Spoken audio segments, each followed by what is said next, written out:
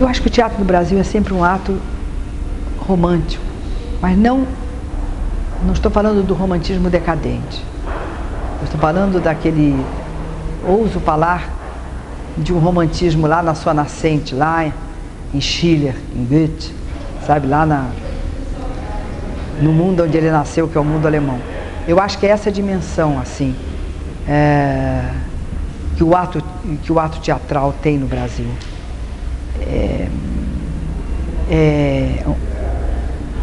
É sempre um gesto de loucura e de amor.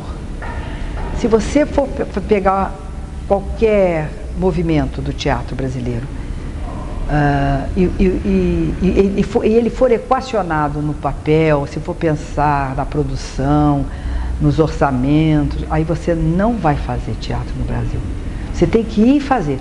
Se você saiu vivo daquilo, maravilhoso. Se você morreu no caminho, não tem importância, que você vai renascer e você vai tentar de novo. Essa é a ideia geral.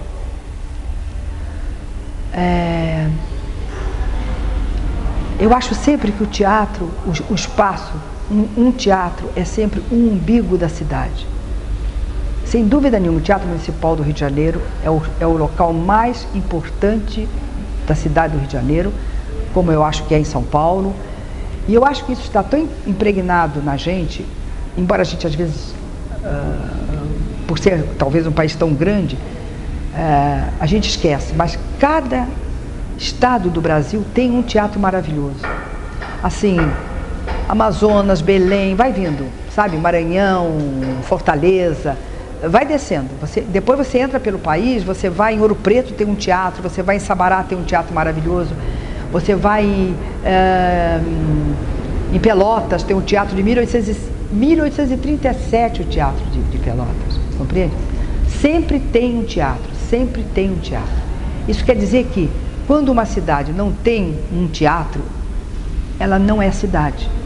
Ela pode ter igreja, ela pode ter hospital, ela pode ter escola, mas o que dá, assim, o que configura uma cidade é o seu teatro. E isso o Brasil tem, e às vezes a gente não presta atenção nisso. Mas Fernando e eu, como muitos outros de nós, a gente corre esse país sem parar. E sempre tem espaço para se representar. E nunca, outro detalhe, quase nunca é um espaço de hoje ou de ontem. É um espaço de 100 anos atrás, é um espaço de 150 anos atrás. João Pessoa, por exemplo, tem um teatro maravilhoso, que é o Santa Rosa. É um teatro todo de madeira, parece um teatro inglês, que foi construído há mais de, sei lá, 120 anos por um mascate. Tem uma acústica perfeita, tem 600 lugares, se não me engano, 500 ou 600 lugares. Você imagina, João Pessoa, há 120 anos atrás, ou há 100 anos atrás, aquela cidade tem um teatro para 500, 600 pessoas. Então não é verdade que a gente não gosta de teatro, que o público brasileiro não gosta de teatro.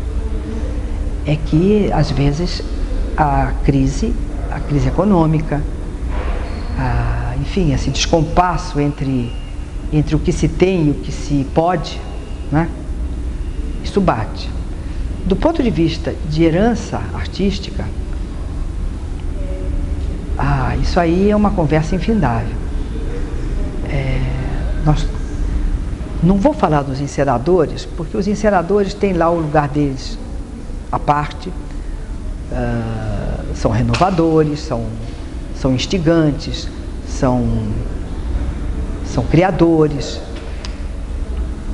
Eu quero falar dos atores. Eu acho que o Brasil é um país de atores.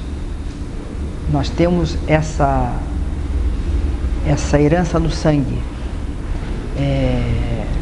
Eu acho que pode existir país com atores, bons atores, até grandes atores, mas dificilmente como o Brasil. É só prestar atenção. Então tem figuras que cada um destaca a sua influência e destaca as pessoas que formaram o seu caráter. Então eu tenho alguns seres no meu panteão, né? Mas o meu panteão não quer dizer que seja o único ou os que estão lá sejam os melhores para as outras pessoas, ou os maiores para as outras pessoas. É o meu panteão. Então, no meu panteão, eu tenho uma mulher que se chama Dulcina de Moraes. Dulcina de Moraes sofre uma injustiça de avaliação cultural nesta terra, que eu não sei como explicar isso. Dulcina foi uma mulher que lutou e conseguiu tirar e tornar velho o sotaque português em cena. Parece uma revolução fácil, hein? Mas não é. Eu ainda peguei alguns atores da velha guarda que não conseguiam limpar aquele sotaque português em cena e eram brasileiros, porque a norma era se falar com um ligeiro sotaque, se não até um forte sotaque português, porque isso era uma herança cultural e isso significava, vamos dizer, ser um bom, um ator nobre. Dulcina, muito jovem, derrubou isso, fez uma companhia com o marido, com o Odilon, uma companhia de autores brasileiros, dirigida por um brasileiro, uma mulher que viajava quase todo ano para a Inglaterra, para os Estados Unidos, que lançou no Brasil O'Neill, Bernard Shaw, D'Annunzio e muitos outros autores importantes. Foi uma mulher que, antes dos comediantes, ela modificou a cena brasileira, quer dizer, ela introduziu cenários fixos, por exemplo, porque os cenários eram todos telões pintados. Ela trouxe essa modernidade para a sua época, que era porta a porta, quando a peça pedia isso, quer dizer, a maçaneta funcionando. Ela introduziu spots, não era só aquela luz de gambiarra, aquela luz de ribalta. Ela tirou a carteirinha de prostituta e de prostituto dos atores e das atrizes. Ela fundou uma escola, ela criou uma fundação de teatro. Ela chamou os mais importantes homens de teatro daquele momento para lecionar na sua escola aqui no Rio de Janeiro, de Celli, Zimbinski, Morinot, eu estou esquecendo gente. Vai dizendo. E formou gente como Rubens Correia, como Cláudio Correia Castro, como Jaqueline Laurence, como já falei Oswaldo Loureiro. E eu ficaria aqui lembrando. Foi para Brasília, fundou uma universidade de artes, não só de teatro, de artes. Uma sonhadora, uma mulher, enquanto ela teve um imenso poder teatral, ela era conhecida neste Brasil todo. Ela praticamente de 2 em 2 anos, de 3 em 3 anos, ela criava um concurso de peças nacionais que ela montava com o dinheiro dela, fazia concursos e concursos para novos atores. Não sei quantos novos atores apareceram nessa busca de novas pessoas para o teatro. E morreu pobre, morando, por favor, num quarto e sala, ou 2 quartos e sala do setor da Marinha, por favor. E uma mulher muito, muito limpa, muito ética, muito nobre. Então eu tenho pela Dulcina um referencial assim muito grande, muito grande. Tem Bibi Ferreira, que eu sempre digo que Bibi Ferreira vamos dizer, não é tão mais velha do que eu, mas é um pouquinho mais velha do que eu. Eu queria ser Bibi Ferreira quando crescesse, porque são influências do Rio de Janeiro. E trabalhei com uma mulher extraordinária que se chamou Henriette Molinot.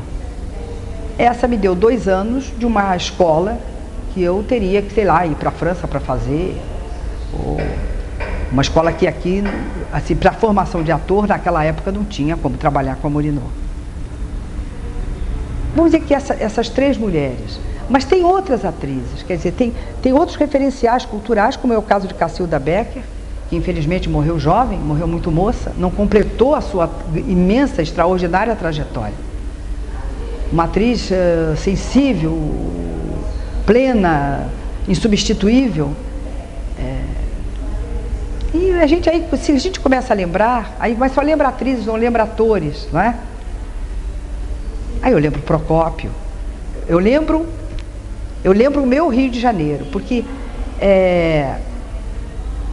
eu sou uma carioca perdida de amor por isso aqui. Eu toda respiro essa cidade, né? Eu fui formada aqui. Eu sei o que foi a Cinelândia, o Teatro da Cinelândia, eu sei o que foi o Teatro da Praça Tiradentes, eu sei o que foi o Teatro do Pascoal Carlos Magno, e tantas outras expressões assim de participação artística, cultural, popular.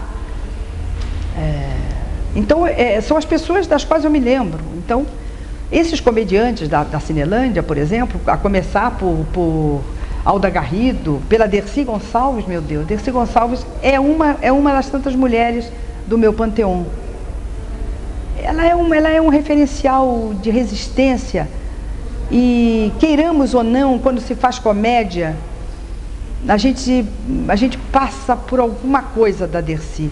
Como quando a gente faz comédia, a geração que veio a Dulcina, todas, sem exceção, todas as mulheres que vieram para o palco depois de Dulcina, sem exceção, estão marcadas por um tempo de comédia de Dulcina.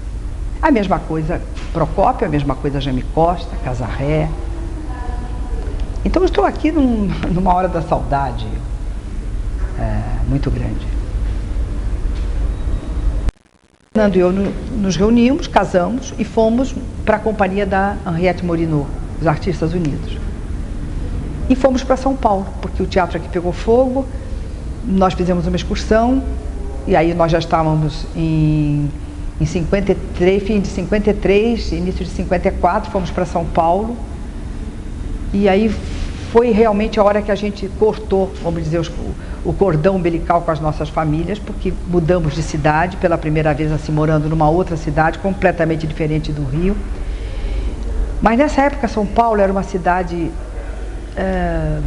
vibrante, não ia falar no saudosismo, era o quarto centenário, era o Museu de Arte Moderna, era o